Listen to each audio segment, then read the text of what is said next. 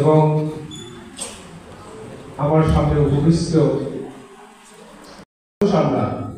আশরাফুল মাখলুকাত, সেই মানুষের মধ্যে বৈষম্যের অন্যতম শিকার হলো আমাদের বিশেষ স্পেশাল এই যে গড গিফটেড, যাদেরকে আমাদের উদ্বোধক মহোদয় বলে গেলেন যে জাতীয় পর্যায়ে আপনারা জানেন মূক ও বধির যে সংস্থা আছে 1960 সালের থেকে শুরু করে মূক ও বধির প্রতিবন্ধী জনগোষ্ঠী নিয়ে কাজ শুরু করা মূক ও বধির সংস্থা এই যে বিজয়নগরে এখানেই প্রথম স্থাপিত হয় 1962 সালে বেসরকারি ব্যবস্থাপনায় কয়েকজন উদ্যোক্তার মাধ্যমে।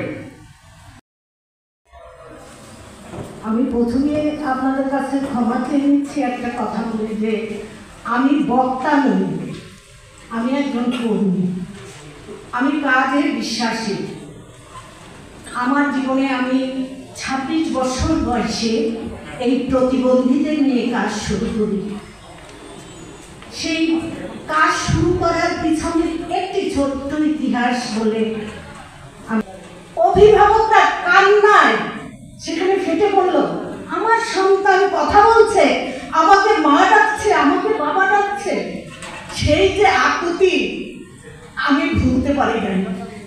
আমার যদিও বাবার বাড়ি বরিশাল, শ্বশুর বাড়ি টাঙ্গাইলে এসে আমি দিশেহারা হয়ে গেলাম যে আমি কিভাবে একটি স্কুল তৈরি করতে পারি প্রতিবন্ধীদের কল্যাণে। আজকে এই সারা বাংলাদেশের প্রতিবন্ধী শিশুদের শিক্ষা নিয়ে আজকের এই মহতী অনুষ্ঠান, এই মহতী অনুষ্ঠানের সম্মানিত সভাপতি উপস্থিত আছেন সম্মানিত প্রতিবন্ধী। আমরা বিগত 16 বছর শুধু বৈষম্যের শিকার হয়েছি। যে কয়েকটি প্রতিষ্ঠান স্বীকৃতি এবং এমপিওর আওতায় আসছে সেগুলি শুধু বিগত সরকারের মন্ত্রী এবং এমপিদের প্রতিষ্ঠান। আমরা 13টি আন্দোলন করছি রাজপথে, বিনিময়ে আমাদের শুধু অবহেলা এবং নির্যাতন সহ্য করতে হয়েছে। মাঝে মাঝে আমাদের মাননীয় প্রধানমন্ত্রীর কাছে যে আমরা আর্জি জানাতাম যা আমাদের জন্য কিছু করেন। এটা আপনি দুঃসময়ের মানুষ, আপনি জাতির জন্য জাতির উচ্চ কণ্ঠে মাননীয় প্রধানমন্ত্রীর সাথে কথা বলবেন। আমরা সহ্য করতে পারছি না, প্লিজ যত তাড়াতাড়ি সম্ভব আমাদের বিষয়টা দেখবেন। আমরা বেতন চাচ্ছি না, আমরা আমাদের কাজের স্বীকৃতি চাই। আমরা সকল শিক্ষকদের একটু দাঁড়িয়ে আমাদের দাঁড়িয়ে উত্থাপন করি। আমরা আমাদের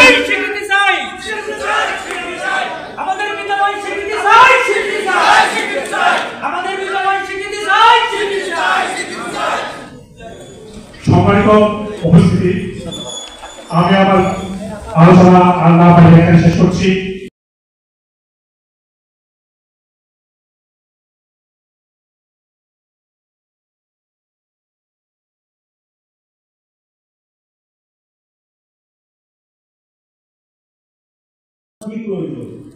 তোমার যা প্রয়োজন আমি তাই তোমাকে দেব, নিয়ামত যা আছে সারি সারি আমি দিয়ে দেবো।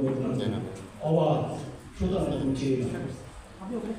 অর্থ হচ্ছে আমাদের যে সৃষ্টি করেছেন সেই প্রতিবন্ধী আজকে আমাদের চোখে প্রতিবন্ধী মনে হলেও তারা প্রতিবন্ধী নয়, তারা বিশেষ দিকে পারদর্শী।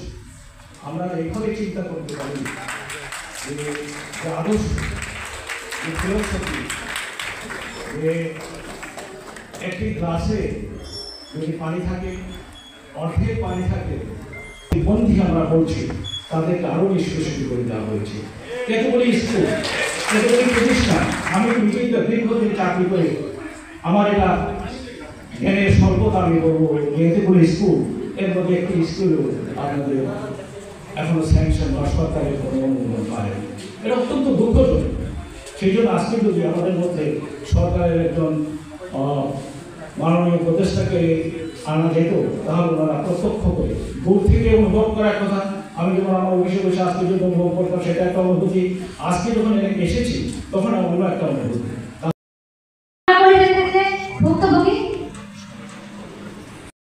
অতিথি, বিশেষ অতিথি সকলের কাছে আমরা চাইবো যে আপনাদের এই আলোচনা শীর্ষকে আমরা যেন আমাদের সঠিক পন্থায় পৌঁছাতে পারি। বিশেষ শিক্ষা ব্যবস্থার অন্তরায় উপায়। এই শীর্ষক আলোচনায় আপনাদের বিশেষ আলোচনা দিয়ে সারা বাংলাদেশের মধ্যমণি আপনারাই পারবেন আমাদের শোভনার শিবিরে সকলের শিবিরে পৌঁছে দিতে।